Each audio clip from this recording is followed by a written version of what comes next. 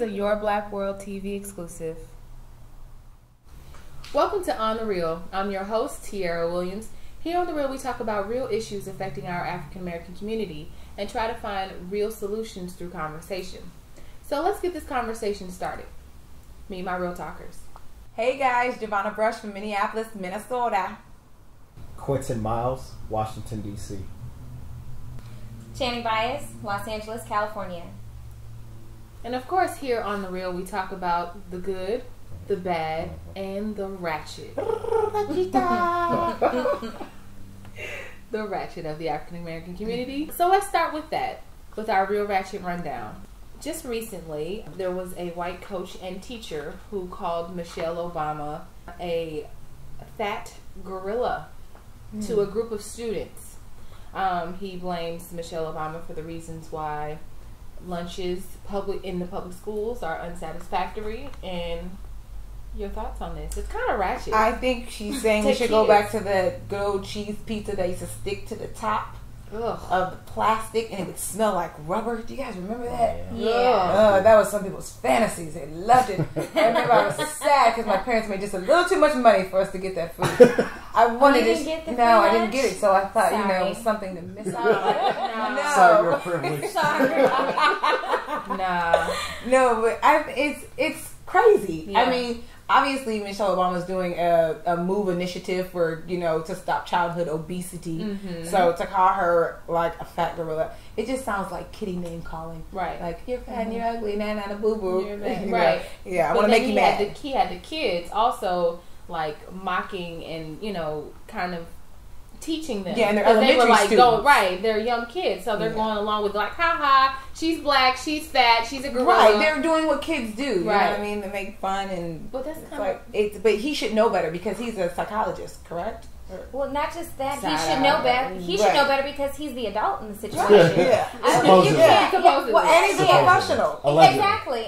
So you can't you can't teach the children that this is okay. Right. And to I don't even know if it was even playing the dozens. I don't think you can really call it that. You're basically making a mockery out of her. And what does that say to our kids? That we can, if I disagree with you, I can talk about you and I can demean you and I can call you something. Absolutely. Exactly. He was suspended for 10 days. Just 10. Just 10. And the board members thought that was too harsh.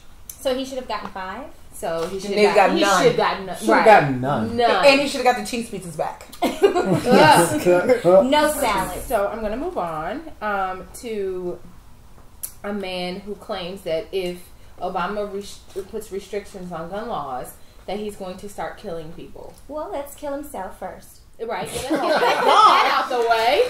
And well, I mean, off yourself. He wants to say silly things. Let me say something silly as well. Yeah, absolutely. And that's probably not the best thing to do either. I think it's absolutely ridiculous. Mm. It's crazy because if we put restrictions on guns, I'm going to go out and just start shooting up people. Right. Like, you're the reason why we're putting restrictions on weapons and things nowadays. I mean, we've got too many of the mass shootings going on. We've got too much of, just killing in general. Mm-hmm. And so it's like at a certain point you have to say enough's enough. Right. Let's stop it. Let's move on. Let's be better for each other. Yeah. Right. Quentin. I mean, she said it. He's the reason why people are calling for, stricter gun laws. I mean, for someone to even say, if you take our guns, I'm going to start shooting people. Right. That's America, people. You're proving the point of the people who oppose your view. Exactly. That's just. I just think there's an issue, just in general, of people that are like going to the gun shows. They hear that there will be restrictions, and then you see on the news like thousands upon thousands of people that are going stockpiling. Right.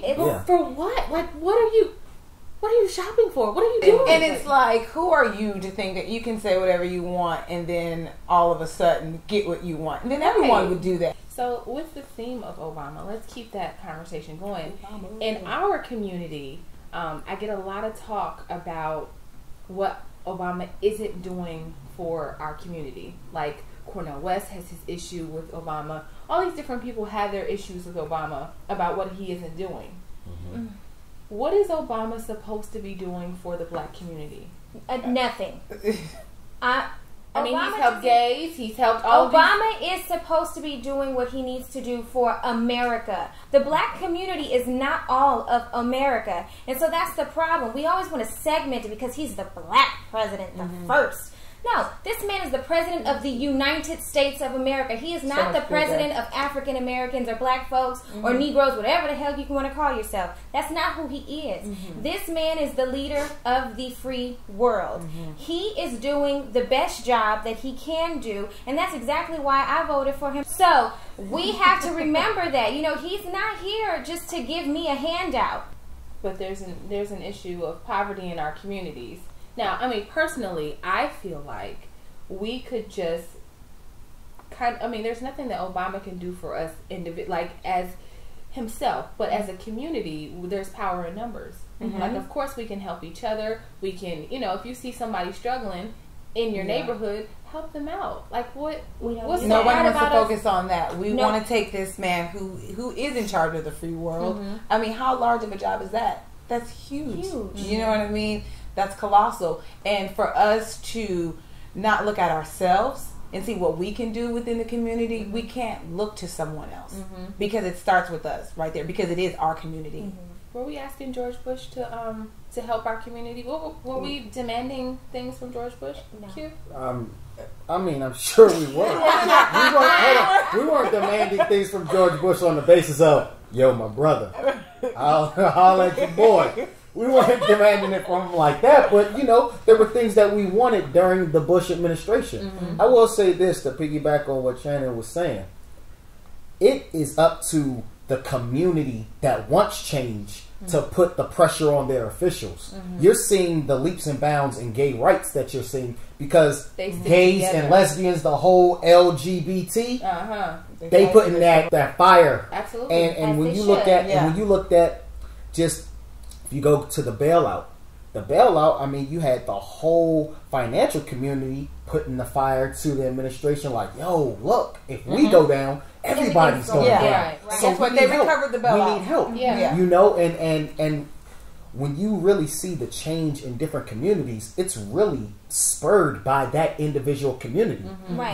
Or something happens that gets the attention of the people and moves the hearts. We had the thing that happened, because we just talked about guns. We had the thing that happened at Sandy Hook. The 26, children.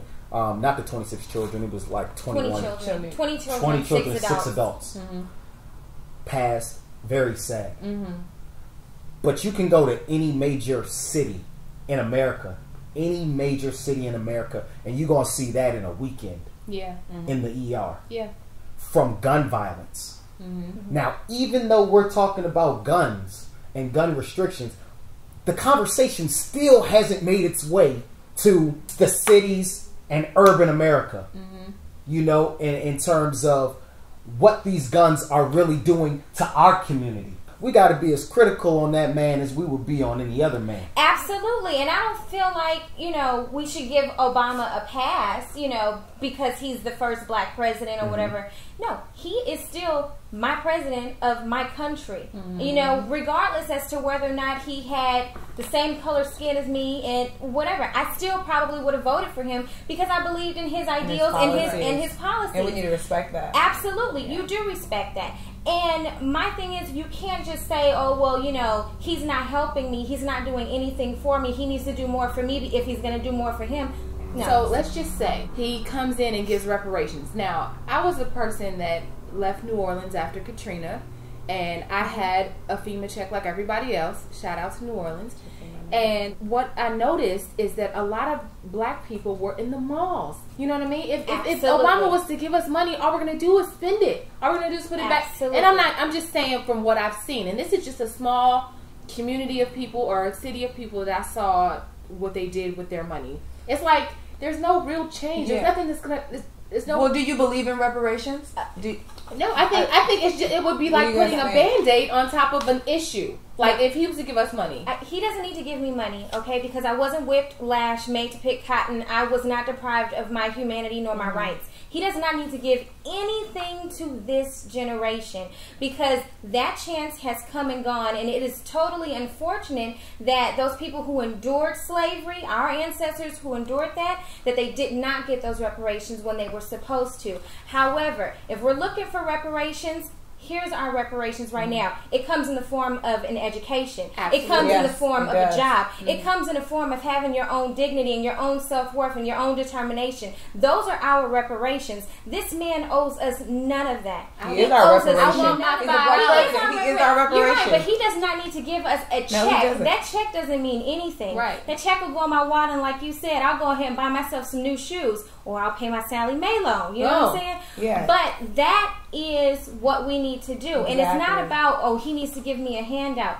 He needs to take care of this country. And I think he is doing a fantastic job. So, Giovanna, what can he do, or what does he need to do, or what do we need to do as a community We need to step in. I mean, we can't put any blame on President Obama. And if you want to blame any officials, you need to blame the officials that are in your community, because those are the ones that can make the direct change. You know what I mean? And first we have to figure out what we want in our community, because we keep talking about a better community, better community. What does that mean? Right. You know, does that mean us getting all more involved with each other, with the children, just talking about violence or whatever the case? So we need to come together first off and decide what we want. And once we do that, we need to get out there and do it. It's all about action. Quit talking about it. It's as small as going out to go clean your park in the neighborhood if it's dirty and if it's filled with needles or whatever the case, making the environment safe for the kids. So quit blaming Obama or whoever else you want to blame, because you can start with yourself and you can motivate your community. And I'm gonna. Were you about to say something, Q? No, I was just gonna say. I mean, that's right. Like, we just need to get together behind, you know, a united front, the cause that we want to champion, and that's how we put the pressure on, you know, and we let our officials, our elected officials, respond to that pressure that we put on them. You know, it's not as simple. No one is just getting anything by sitting back and saying, "Oh, you owe me this or you owe me that." Right. You got to go out and get it. Right. You know, you got to go out there, or it's gonna pass you. Yeah, you got to go out there and get it. So we gotta find the causes that, you know, are dear to our hearts. Well, I disagree with you. I want my $5, Obama. Now. I'm just playing. Thank you guys so much for joining me, and thank you for joining me here on The Real. We'll see you next time. Hi, I'm Tiara. If you like the programming that you've seen today, go support us on GoFundMe.com. We're at www.gofundme.com/A Real Righteous Startup. That's A Real Righteous Startup. REEL Righteous Startup. And we'll see you there. Thank you so much in advance. Bye.